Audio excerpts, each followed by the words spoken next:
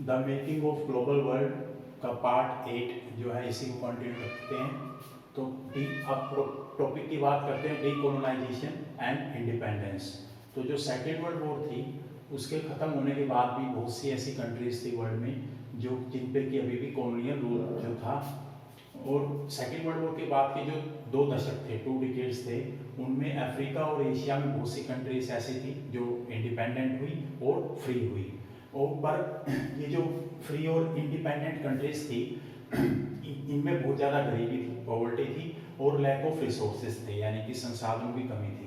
और जिसकी वजह से इनकी जो इकोनॉमिक्स थी, अर्थव्यवस्था थी और जो समाज था, सोसाइटी थी, वो जो है बैकवर्ड हो गई थी कॉलोनियल रूल की वजह से।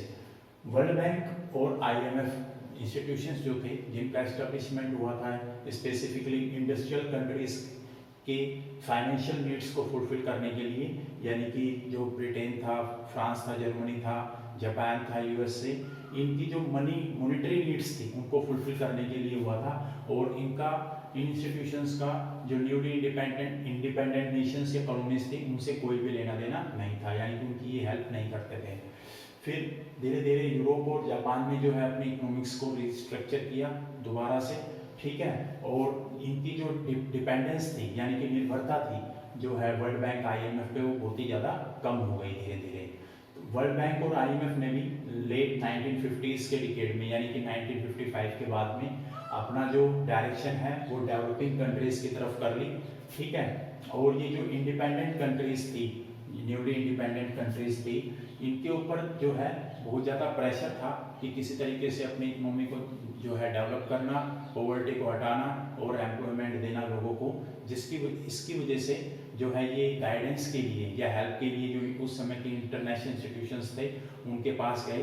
पर इन इंटरनेशनल इंस्टीट्यूशंस पे जो कंट्रोल था वो कॉलोनियल पावर्स का ही था। और ये जो फॉर्मर कॉलोनियल पावर्स थी ये अभी भी जो न्यूली इंडिपेंडेंट कंट्रीज थी इनके रिसोर्सेज को एक्सप्लॉइट कर रही थी, ठीक है। और इनकी जो लैंड थी और इनके जो मिनरल्स थे और रिसोर्सेज थे उनको एक्सप्लॉइट कर रहे थे। इसके बाद में USA जैसी कंट्री, बड़ी कंट्रीज जो थी, इनमें जो बड़ी बड़ी कंपनीज थी और जो बड़े बड़े कॉरपोरेशंस थे, ये जो इन न्यूली इंडिपेंडेंट कंट्रीज और कॉलोनीज में जो रिसोर्सेज थे उनके जो राइट्स थे बहुत ही सस्ते दामों में जो है वो खरीद लेते थे और उनको फिर अपने डेवलपमेंट के लिए यूटिलाइज करते थे। और जो 1950 से और 1970s के बीच में जो ब्रेटन वुड्स सिस्टम की वजह से जो डेवलपमेंट हुआ था वो सिर्फ इंडस्ट्रियल कंट्रीज में हुआ था, इन न्यूली इंडिपेंडेंट नेशंस में या कॉलोनीज में नहीं हुआ था। अब हर तरीके से जो ये नए नेशंस थे या नए नए देश जो आज़ाद हुए थे वो परेशान थे। और इस परेशानी की वजह से इन डेवलपिंग कंट्रीज ने एक ग्रुप बनाया जिसको G77 इन्होंने नाम दिया।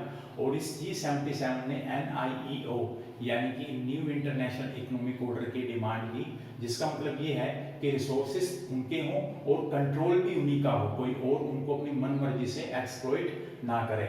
और इनका जो भी रॉ मटेरियल खरीदेगा उसके फेयर प्राइसेस यानी कि उनके दाम जो हों वो उचित दिए जाएं, ना कि मन मर्जी से कुछ भी दे दें। उसके बाद इनको भी डेवलपमेंट की बराबर अपॉर्चुनिटी मिले, इनका एक्सप्लॉइटेशन ना हो, इनको बेटर एसेस मिले, मतलब कि इनके जो भी मैन्युफैक्चर्ड प्रोडक्ट्स हैं उनको बेटर एसेस पहुंच मिले, कहाँ पे, डेवलप्ड कंट्रीज के मार्केट में, क्योंकि ये भी जो है अपने प्रोडक्ट्स को, यानी कि न्यूली इंडिपेंडेंट नेशंस या कॉलोनीज के अपने प्रोडक्ट्स को जो है डेवलप्ड मार्केट्स में बेचना चाहती थी, तो इनको भी है बराबर एसेस मिले, ठीक है। अब बात करते हैं end of Bretton Woods and beginning of globalization. तो ब्रेटन वुड्स सिस्टम का अंत और ग्लोबलाइजेशन की शुरुआत। In spite stable rapid growth post war period, यानी कि अच्छी ग्रोथ होते हुए भी पोस्ट वॉर पीरियड में लगभग 20 साल तक ब्रेटन वुड्स सिस्टम ने अच्छा परफॉर्म किया और अच्छा इंडस्ट्रियल नेशंस में अच्छा डेवलपमेंट हुआ, इकोनॉमी में अच्छी ग्रोथ हुई। उसके बावजूद भी US जो था उसके ओवरसीज जो इन्वॉल्वमेंट था, यानी कि US ने जो भी बाहर इन्वेस्टमेंट कर रखा था उसकी कॉस्ट बहुत ज़्यादा जो है वो बढ़ गई थी, जिसकी वजह से US के फाइनेंसिस बहुत ज़्यादा कमजोर हो गए, वीक हो गए और उसकी कॉम्पिटिटिव स्ट्रेंथ भी बहुत ज़्यादा वीक हो गई, ठीक है। और 1960s के डिकेड में जो है दशक में US डॉलर ने अपना कॉन्फिडेंस लॉस्ट कर दिया, यानी कि उस पर से सबका विश्वास उठ गया और as a principal currency principal currency के रूप में अब उसकी प्रेस्टीज नहीं रही डॉलर की बिल्कुल भी। और गोल्ड के रिलेशन में भी डॉलर अपनी वैल्यू मेंटेन नहीं कर पाया, जिसकी वजह से जो फिक्स्ड एक्सचेंज रेट था, जो कि 19 ब्रेटन वुड्स सिस्टम जब एस्टेब्लिश किया गया था, जब लॉन्च किया गया था, उसको हटा करके अब फ्लोटिंग एक्सचेंज रेट जो है वो ले आया गया था इकोनॉमी के अंदर। इसके बाद में इंटरनेशनल फाइनेंशियल सिस्टम भी काफ़ी चेंज हो गया था मिड 1970s से। जैसे कि जो डेवलपिंग कंट्रीज थी, जो विकासशील देश थे, उनको अभी तक जो लोन मिलते थे यानी कि कर्ज मिलता था, वो इंटरनेशनल इंस्टीट्यूशन से मिल जाता था, ठीक है। पर 1970s के डिकेड से अब उनको ये कर्ज मिलना बंद हो गया और उनको जाना पड़ा वेस्टर्न कमर्शियल बैंक्स, यानी कि जो एडवांस कंट्री या डेवलप कंट्रीज थी उसमें जो बड़े बड़े कमर्शियल बैंक थे या फिर प्राइवेट लैंडिंग इंस्टीट्यूशंस, इनसे इनको कर्ज लेना पड़ा।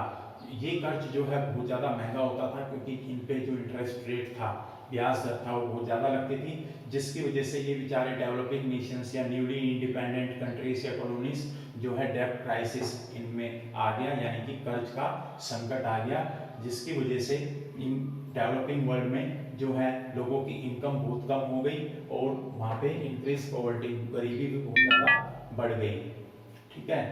अब बात करते हैं स्पेशली कहाँ पे, लैटिन अमेरिका और अफ्रीका में बहुत बुरी हालत हो गई।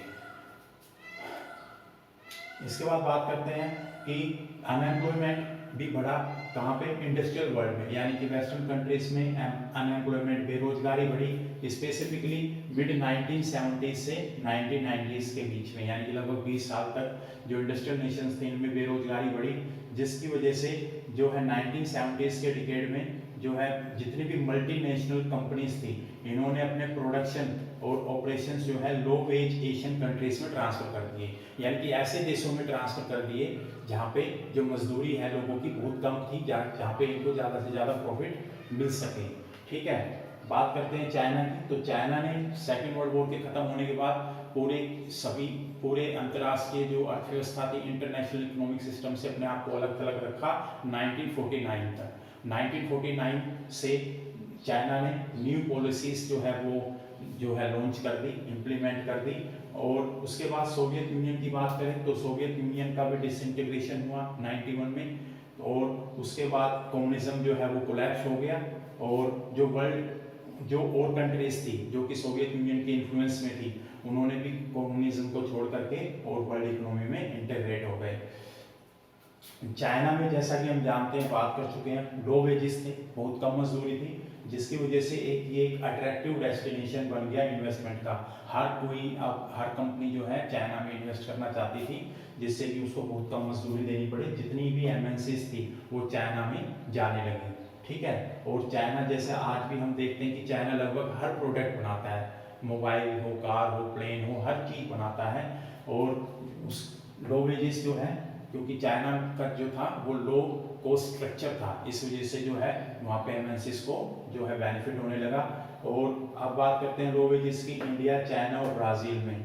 और इस लो वेजेस की वजह से इंडिया और ब्राज़ील में भी बहुत सी एमएनसीज आई, ठीक है, जिसकी वजह से जो है इकोनॉमिक ज्योग्राफी की चेंज हो गई टोटल इन नेशंस की भी। और इन नेशंस में भी आज जो है दुनिया भर की एमएनसीज जो है वो काम कर रही हैं लो वेजेस की वजह से। जैसे आज हम इंडिया को देख लें तो इंडिया में कितने सारे स्पेशल इकोनॉमिक जोन्स हैं और इनमें कितनी सारी एमएनसी हैं, ठीक है। तो यहाँ पे भी जो है इसका एडवांटेज लो वेजेस का हमारी कंट्रीज को मिला। ये लेसन जो है वो फिनिश हो गया है, मेकिंग ऑफ ग्लोबल वर्ल्ड। और कोई भी कंफ्यूजन हो, प्रॉब्लम हो तो प्लीज़ कमेंट बॉक्स में जरूर लिखना। Thank you very much.